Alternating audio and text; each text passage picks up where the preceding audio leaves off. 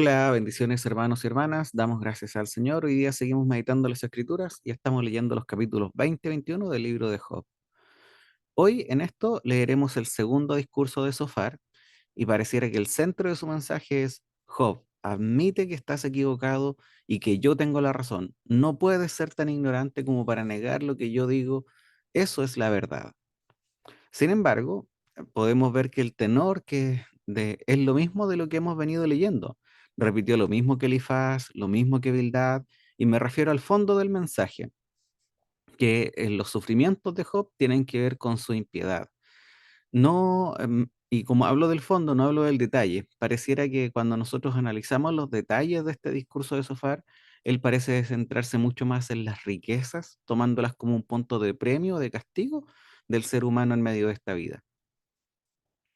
Nosotros en este libro maravilloso vemos distintos discursos que en muchos de ellos quizás podríamos decir que hablan de algo de una forma superficial y simple, pero el lenguaje que usaron, claramente nosotros, a pesar de que es una traducción, podemos notar su gran belleza. Muchos, incluso no creyentes, son maravillados por la forma en la cual está escrito este libro de Job y cómo él y sus amigos expresan en un lenguaje tan poético, pero a la vez tan coherente con lo que ellos quieren expresar. Sus discursos tratan de apuntar sobre lo bueno y lo malo, sobre la prosperidad y la adversidad, sobre la justicia y la iniquidad, es decir, temas profundos de la vida, pero declarados acá de una forma poética. Pareciera que Sofar en este discurso está apuntando con el dedo a Job y diciéndole continuamente que lo que está sufriendo es porque él es un impío.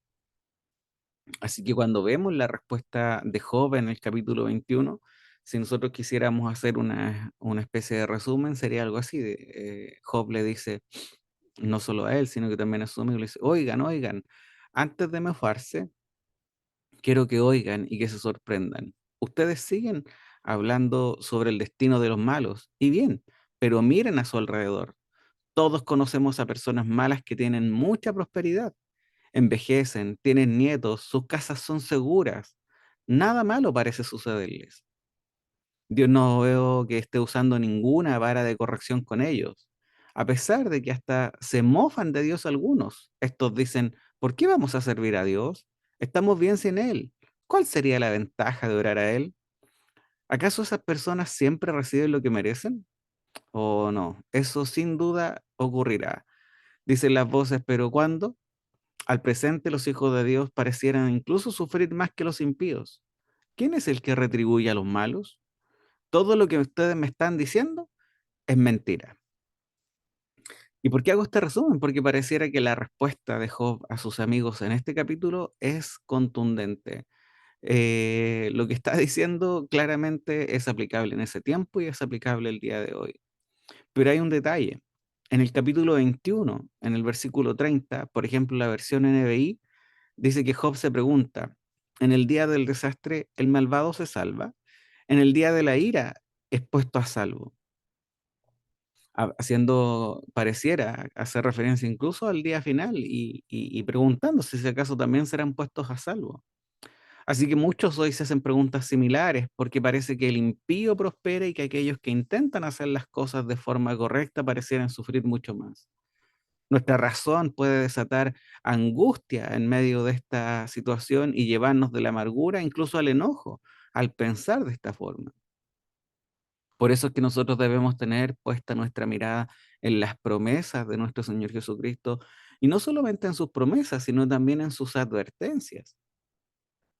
En el libro de Juan, en el capítulo 16, versículo 33, nuestro Señor dice: estas cosas os he hablado para que en mí tengáis paz.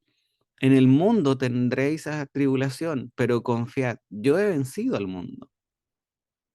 Entonces, son advertencias y al mismo tiempo promesas que nos deben entregar paz.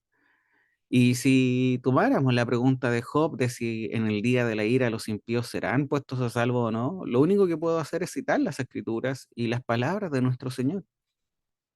En el libro de Mateo, en el capítulo 13, versículo del 36 en adelante, de nuestro Señor Jesucristo explicando la parábola, la cizaña en el campo, dice así, dice, entonces dejó a la multitud y entró en la casa. Y se le acercaron sus discípulos diciendo, explícanos la parábola de la cizaña en el campo.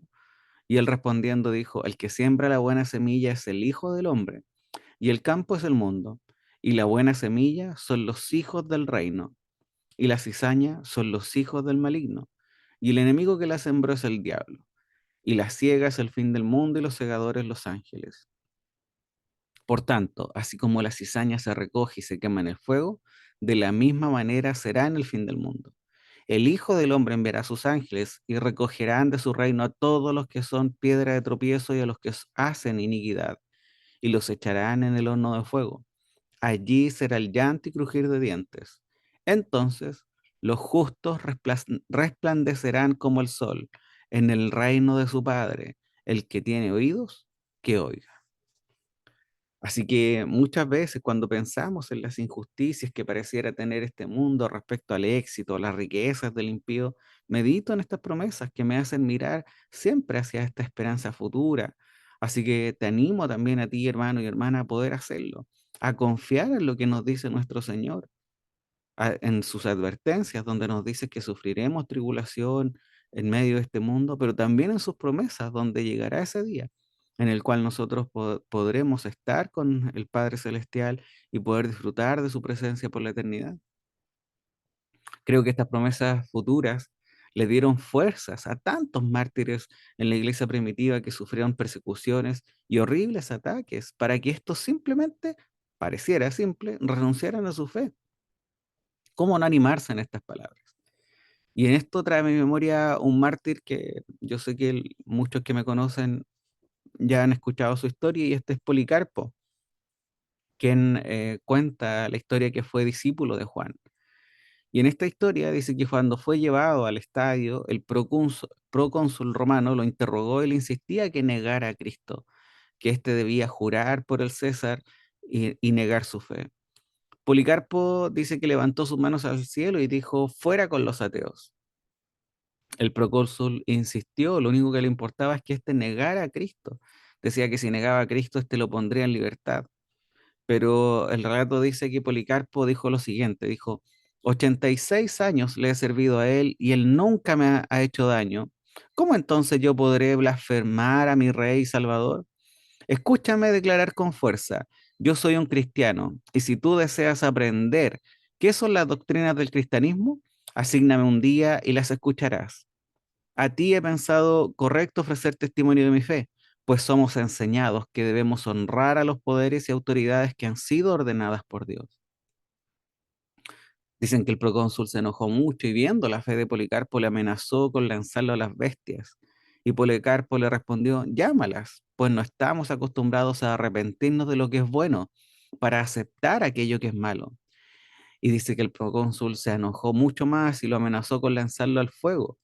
Y la increíble respuesta de este cristiano fue, tú me amenazas con fuego que quema por 1 hora y luego al poco tiempo se extingue, pero eres ignorante del fuego del juicio por venir y del castigo eterno, reservado para los impíos. ¿Pero por qué te retrasas? Trae lo que desees. Este es simplemente un ejemplo de fe de alguien que confiaba en las promesas del Señor, que le creyó al Señor, más que simplemente creer en el Señor. Así que es un tremendo ejemplo para que nosotros también tomemos las promesas del Señor, confiemos en ellas y podamos resistir el día malo, podamos avanzar en fe en medio de la adversidad y confiar que tenemos un Dios justo, pero que esa justicia no está limitada al tiempo que nosotros conocemos en medio de este mundo, sino que Él tiene la visión de la eternidad. Así que confiamos en Él. Oremos para que el Señor también nos dé esa medida de fe como la que vemos en Policarpo, para que podamos enfrentar todo lo que tengamos que enfrentar en medio de este mundo. Así que te animo, hermano, a perseverar, ora y confía en el Señor.